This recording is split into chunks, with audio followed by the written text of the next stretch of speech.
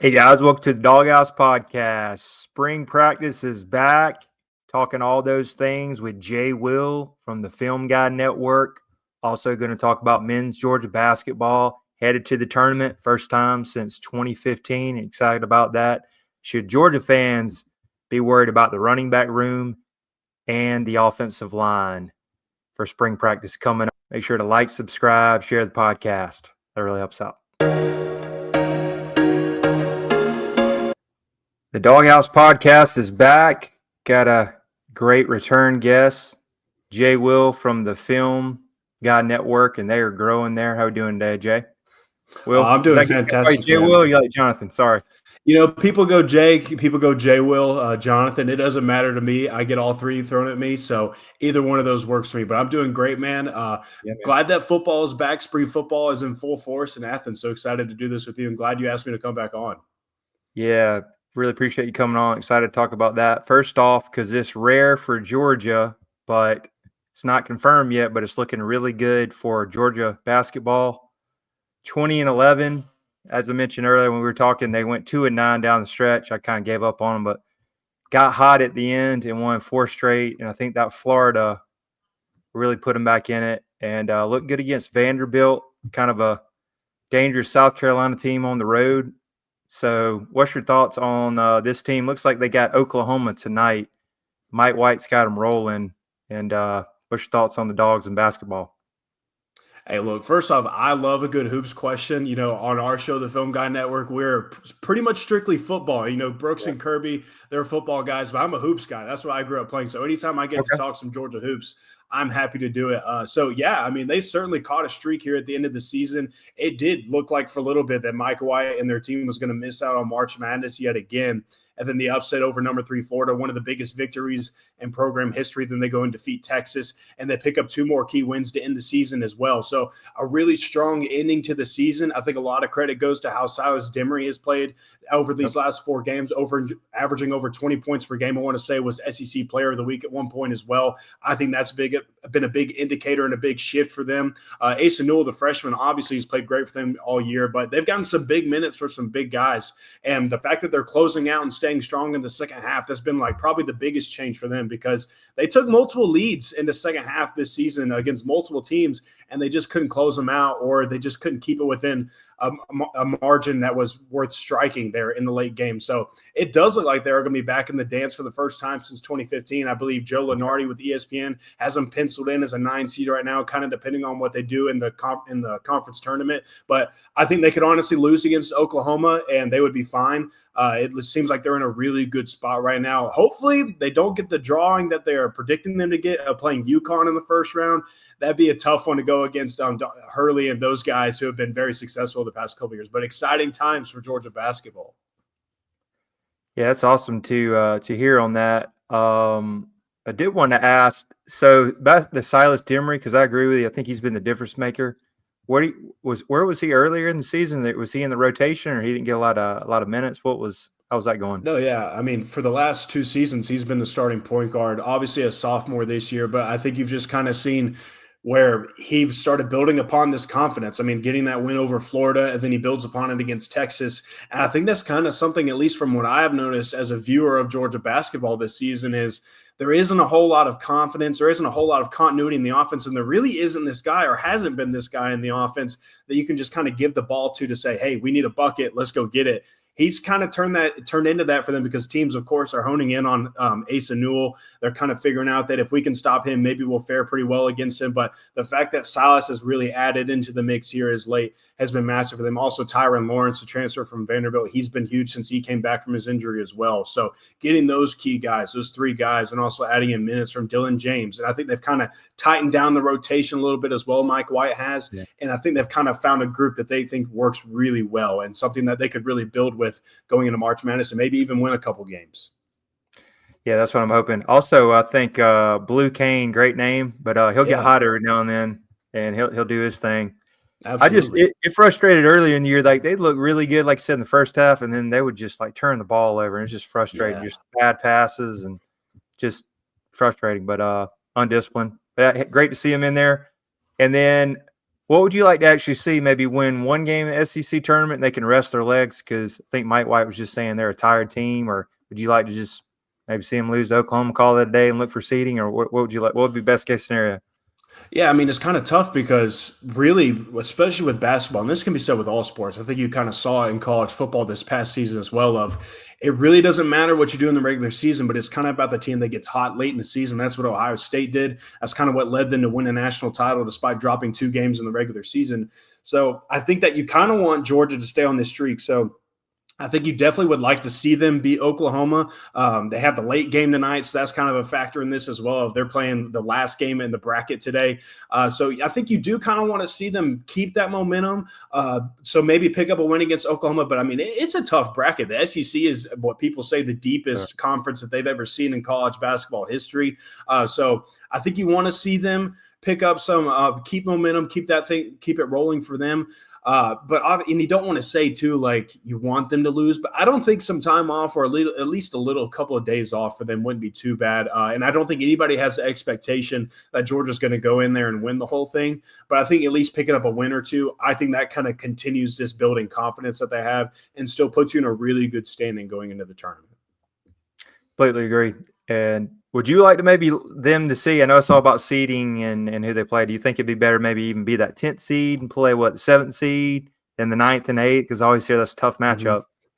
Yeah, I mean, really, I don't think I have a preference for which seeding they get. I think it really just depends on which team they're going to be facing in that first round. Like I said previously, right now, a lot of people have them facing UConn, which UConn hasn't been this season what they have been in years prior. But still, I mean, a really well-coached basketball team, one of the best coaches in all of college basketball. So that'd be a tough draw for Georgia. So whether it's the 10 seed, the 9 seed, or anywhere in that range, I don't think it matters. But all that really you care about is who do you draw in that first round and who kind of is around that bracket for you as well. Yeah, completely agree. But, yeah, go Dogs, man, and it'll be great to see them. If they get 1 or 2 wins, that'll be ecstatic.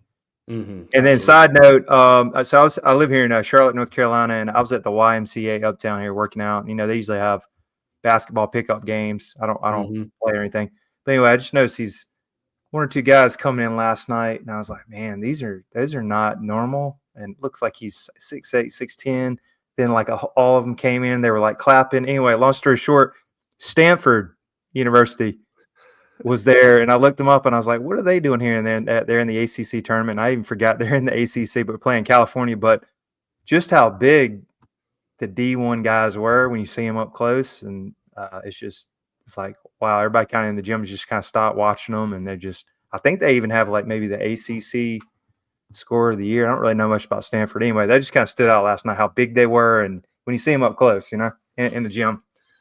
Yeah, I mean, that goes for football, basketball. Oh, yeah. I mean, those 2 sports alone. I mean, it's one thing to watch these guys on TV sitting from your couch, but I mean, you get up close on these guys, it really kind of puts into perspective of what separates a guy like me who played 4 years in high school and didn't achieve anything after that in sports to these guys that are playing college basketball. Also think it's hilarious the fact that you mentioned that Stanford and Cal have to come all the way to Charlotte, North Carolina to play in their conference tournament. Just a crazy time of college sports that we live in. It is. You kind of forget they're in there, and yeah, it was interesting. Right before we get to some football talk, though, wanted to give a great shout out to our great sponsor, VivaTequilaSeltzer.com. 0 carbs, 0 sugar. Great for a golf tournament coming up or golf game. Also great for tailgating, and you can get them at the beach when spring break comes up. But for 20% off, Doghouse 20% off. I like the watermelon and elderberry, and huckleberry is my favorite. So check them out. Great sponsor of the podcast this year. And then JWill, I know you just were coming back covering for Film Guy Network, Georgia Pro Day. What did you observe? And then also when I listened to Kirby last night, he said he wasn't there, and I don't know if he was probably busy with spring practice or whatever. That was kind of interesting. But who kind of stood out, or what did you get to see for Georgia Pro Day?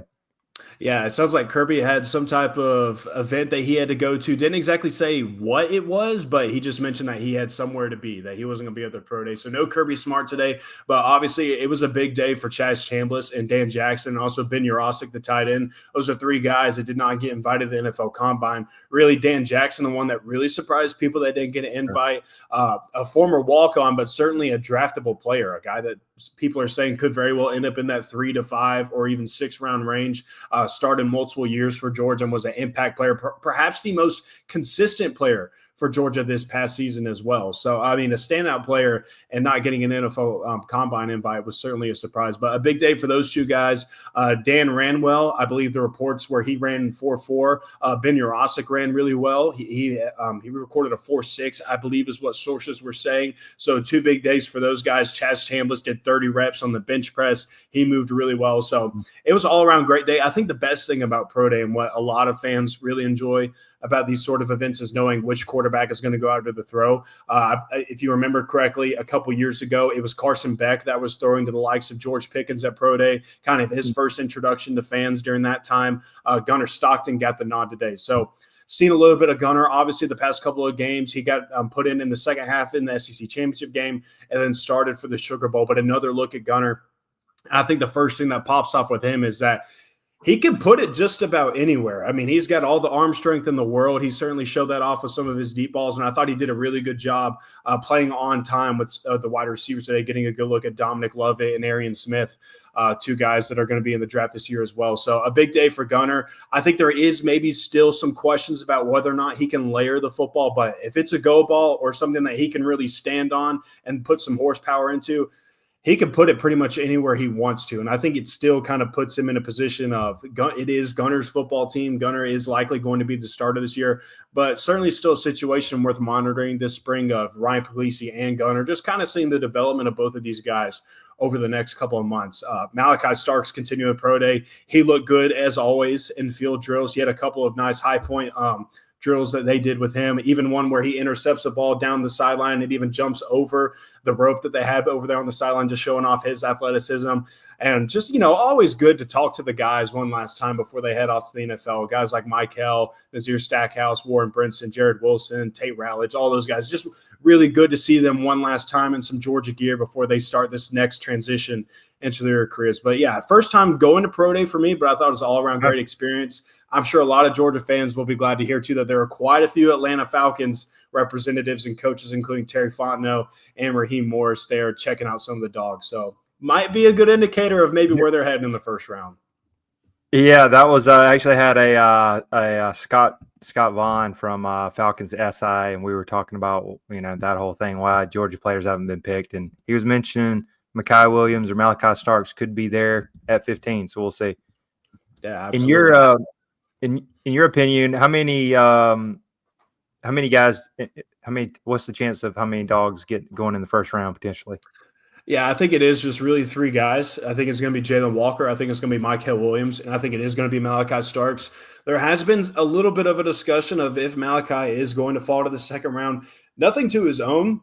I think really it just has to do with the fact that South Carolina safety Nick Emanwari tested out of this world at the NFL Combine. And people are kind of penciling him in now as the number 1 safety. But him and Starks are the clear-cut top guys at that position. And from what I've heard, people still say that Malachi is the safest pick, perhaps in this entire draft. That was something that Jeff Ulbrich said today at Georgia's Pro Day while Malachi was out doing his work of that guy looks like he might be the safest pick. So I think that those are the 3 guys. I think those are going to be 3 first-round picks as well. So maybe not the 5 that you had in previous years from Georgia's defense, but still a really strong group representing the program this year of the draft. Yeah, that's awesome. 3 still great. And then did have a question back to like Dan Jackson and some of those guys. If you didn't go to the Combine, can you still possibly get picked up by a team, or how does that work? Or you have to go through the Combine? How's that work? Use it for like unrestricted free agents? Oh, no. I mean, yeah, he can absolutely be picked up. I did have someone ask me, like, how often does it happen where a guy that doesn't get invited to the Combine actually gets selected in the NFL draft or like before the 7th round? I don't have any actual data on that, but I would have to imagine that if Dan Jackson is selected again, in that 4th round range, it would probably be considered a bit of an anomaly for a guy like that to not get invited to the combine and then turn into a day 2 pick potentially, or even a day 3 guy. So I think that he is going to fit in. I think that Dan is going to be one of these guys that just continues to hang around on NFL rosters, because I think he has proven that he adds a lot of value, certainly has the measurables, and he certainly has the ability to play against some of the top talent in the country. He proved that in the SEC these past couple of years and made some humongous plays for Georgia this past season. I mean, you don't win the Georgia Tech game without Dan Jackson. And again, I think he was the most consistent player on defense for Georgia this past season, maybe outside of Christian Miller, who was phenomenal for Georgia up front. Yeah, maybe even that first Texas game. What do you have? 4 tackles in the pick? I know it was on the road.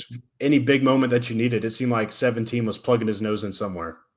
And I'll always remember Shannon Sharp on his podcast. He goes, 17, he's going to play on Sundays. Watch. He'll lay the lumber, man.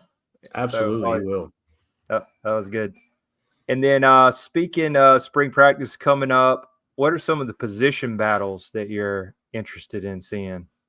Yeah, I think that interior defensive line, I don't know if I'd call it a position battle, but it kind of is, because we know that Christian Miller is going to be one of those guys that is going to be consistently in the lineup. But, I mean, losing Warren Brinson and Nazir Stackhouse, and you can kind of even throw Michael Williams a little bit in this conversation. TID also leaving this year to go to the NFL draft. You lost quite a few guys up front.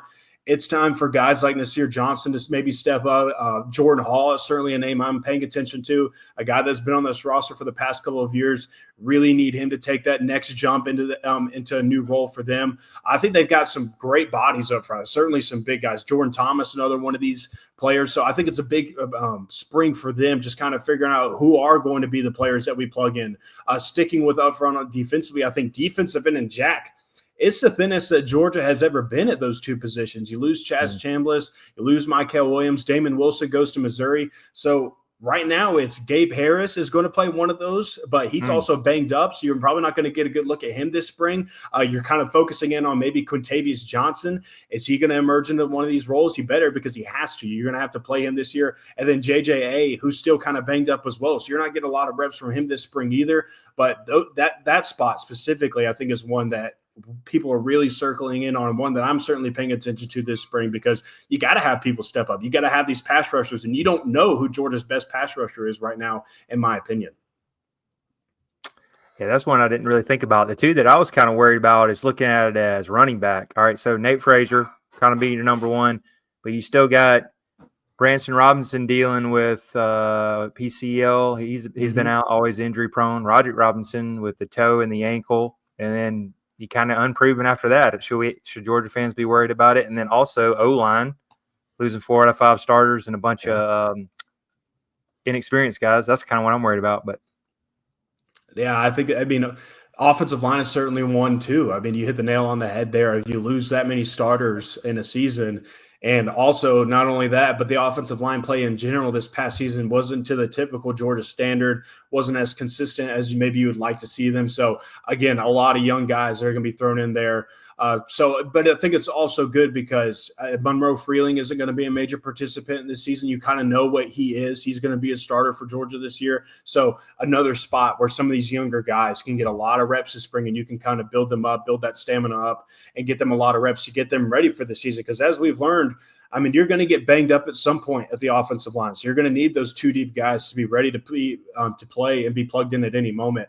So offensive line, certainly one to pay attention to. And then running backs, I mean, you got Nate Frazier, you got Cash Jones, but I think it's kind of like Nate Frazier, keep him in bubble wrap. We don't need him to get injured. I think it feels like it's been forever since Georgia has had their number 1 option at running back healthy week 1. So you certainly need him to stay healthy, but a big spring for a guy like Chauncey Bowens, who maybe could be fighting for that number 3 spot behind Cash Jones and Nate Frazier, while Branson and Roderick are both dealing with their injuries and rehabbing back, getting those guys ramped up for the season. So I think you still have plenty of bodies at running back, but still some questions of, is Roderick Robinson going to turn into what he was, or return to what he was and what he showcased against Florida State in the Orange Bowl? Is Branson Robinson going to return to form that he showed during his freshman season? I think you saw a little bit of that in his final game before he got hurt last season. It seemed like he was kind of adjusting back and getting ready and turning back into game form.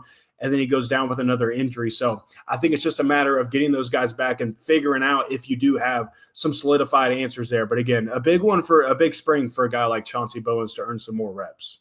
Yeah, Chauncey Bowens. How about Dwight Phillips? I know he's kind of more of a speedster, kind of gadget guy. Maybe see him a little bit.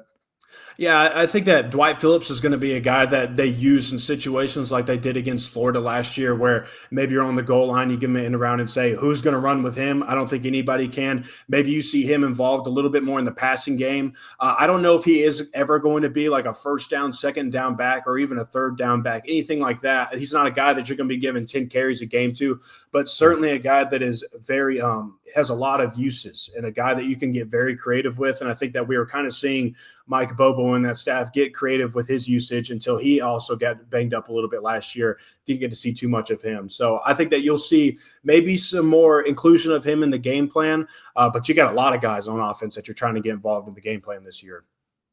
Yeah, that'd be good to see. Probably they're going to throw it around a lot on the spring game as usual. Yeah, which would be good. And then I guess I know it's early. What is it? Second day? Any like early buzz or anybody from the winter workouts or any of the freshmen? They're kind of standing out. It sounds like that Zachariah Branch is certainly already flashing a little bit in practice, so that's a good sign. Something I heard is KJ Bolden put on some good weight this offseason, which he was a striker last year, even though he was weighing maybe 185 pounds. He looks like a stick out there as a freshman, but he certainly plays like he weighs 205 pounds. So sounds like he put on some good weight there. And it kind of sounds like Georgia's just focusing in on getting back to the basics a little bit, making sure that they are executing before they establish anything else. The bottom line is this spring, you feel like they got to really focus in on, you got to run the football well and you got to stop the run. Two things that Georgia is typically really good at, but last year very inconsistent in both areas. They gave up some gashers on the ground last year and certainly wasn't the typical Georgia run defensive standard. So I think they're kind of getting back to those two things. But, yeah, still a little bit early to get any inklings. No practice today, I don't believe, but there will be practice availability tomorrow, which I will be attending. So I'm sure we'll get some more intel on that and figure out who really is some of the standouts so far. Yeah, that'd be interesting to see. I know it's still early on. And then I know all the Georgia fans, last week when the news came out, our website came out, were you surprised there hasn't been hardly any staff changes? I know they've added, an analyst or two, but nothing changed. Were you surprised that overall? I thought maybe there would have been at least one big change, but. If anything, I would have maybe expected someone to get plucked from the staff, someone hiring away another guy. But Georgia has done a really good job, and Kirby Smart specifically has done a really good job of holding on to his staff members. Even during their national title run, they were losing coaches here and there. Fran Brown obviously going to Syracuse for a head coaching job. You lose Dan Lanning to Oregon. But outside of that, you've done a really good job of holding on to some of your key staffers. I didn't expect there to be any changes really though on the staff. You could say what you want about Mike Bobo, you can say what you want about Stacey Searles, but everything that I have heard, especially talking to the guys at the NFL Combine this year, those guys love both Bobo and they love Stacey Searles, especially the offensive linemen. They certainly do seem to appreciate what Searles provides in that room. And Kirby Smart certainly seems to like Mike Bobo as well. And you could say it's blind loyalty, but if what people classify as the number one coach in college football and a guy that won back-to-back titles, if you're still at this point and entering season 10, I believe, of Kirby Smart's tenure at the University of Georgia, if you're questioning his judgment, I have questions on you as a fan of your judgment as well, because it seems like he does a really good job of making decisions every single year. Completely agree with me. 2 national titles, you got to let him do his just. But yeah. I do think it'll be for those two you mentioned, Stacey Searles and Mike Bobo. We'll just say you need to have an improvement, which hopefully absolutely. You got to see some improvement in both areas there. Can't have another season where you're very inconsistent on both offense and also on the offensive line. But based on how that they recruited the offensive line, based on some of the additions they made offensively and some of the returnees also that they got on offense as well, I think they're going to be okay there, and I think they are going to get better. Right. And then one other question on spring practice. I listened to Kirby's presser yesterday, and you can kind of tell they're going to have the spring game, but it looks like going forward it's not like 100%. What's your thoughts on that? And I know there's not a lot of spring practice or spring games this past year or this season. So what's your thoughts on the whole spring practice and spring games going forward? Yeah, I mean, there's a lot to unpack when it comes to spring games. I know that Texas is going to be doing one. Nebraska is also not going to be doing one. And then Tennessee is doing a spring game, but they're not putting it on. It's not going to be nationally televised. I think they're doing some type of streaming format on TennesseeVols.com, whatever it is for them. So some interesting changes for spring games. But I think there's a lot to. It's not just about, because the biggest concern that a lot of coaches keep talking about is, oh, well, other people get to watch our players, and that's an opportunity for them to poach other guys off of our roster. I don't think you have to watch a spring game to be able to poach somebody off of their roster. Now, certainly it provides some more recent film on them and some more recent reps, and you get a better idea of what they look like now, maybe as opposed to they did 4 months ago at wherever university they were. But I think it's a lot, and I think these are two things that Georgia really considers is, one, this is an opportunity for fans that maybe don't get to go to games during the regular season that can't afford a spring game ticket and go watch their favorite football team in person. I think that's something that UGA certainly emphasizes for the spring game. It's something that they take into consideration when doing this event. But as far as like another thing that I don't think a lot of people mention, and something that Brooks has continued to pound on our show, is that it doesn't make any money for these universities. I mean, you're still having to hire security guards like you normally would for a game day. You're having to hire people to run parking lots and like merchandise and concession stand people and security in the stadiums and all that stuff. So you're still having to pay for all of that, but you're not charging your typical seat admission prices that you would for a regular season game in November or something like that. I mean, it's $5 a pop or something around there, or some places even do it for free. So this isn't a money-making type of game for these universities or these programs. And what we've learned about college football is everything gets tied back to money, or any business in this world. Everything gets tied back to money. So I think that could be an underlying reason of why a lot of teams are not doing these spring games. But from what it seems like, Georgia's going to keep doing their spring games. I don't think they have a plan. It's certainly not any plans this year of canceling it. They're going to have one. But I would imagine that they're going to keep doing spring games moving forward. But maybe they do something like Tennessee where it's not nationally televised or something like that. But I have no idea. But it's certainly interesting that there are a lot of changes coming to this. I thought it was kind of weird what Ole Miss did last year, where it's like they have some type of dunk contest and Joey Chestnut is out there eating 1 million hot dogs and stuff, and they're playing flag football. Like, at that point, you might as well just cancel the spring game. But it's certainly a lot of changes, and just kind of fitting for the current climate we are in college football. Yeah, crazy times. Also, I just think it's good for recruiting. You maybe have it another as a recruiting weekend and bring in some big-time recruits. And, Kirby's all about some recruiting, so we'll see. I'd miss it. I could see both ways, but I'd miss it just being more of a traditionalist. See some players you normally wouldn't get to see in April. So that's the way I look at it. Yeah, it's that one fix of football that you get during this long off season. I mean, getting to watch just one football game, even if it is a scrimmage, and even if it isn't your typical college game day atmosphere. I mean, it's that one football game that you get to watch in the middle of this off season that kind of gets you over the rest of the way between May, June, and July, when it kind of really drags on, where you're like, I miss college football. So it's certainly nice having these spring games, and I certainly enjoy it as a football observer and someone that gets to cover this football program. So I enjoy it as well. I hope they keep doing it, but we'll just have to see, I guess. Yes, sir.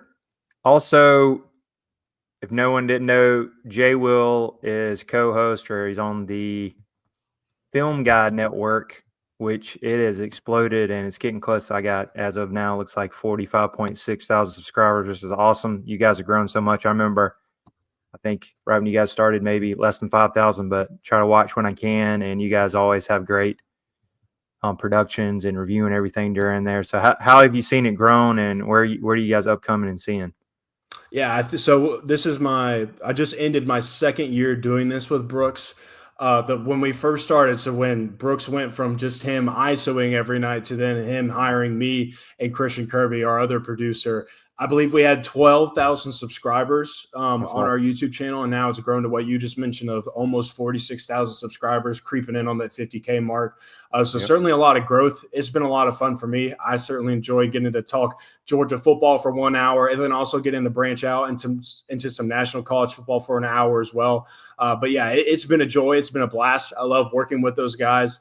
Couldn't envision myself in a better place, especially someone that just graduated from college last year, having a spot where I immediately get to have a voice on a network like that, working with two great guys.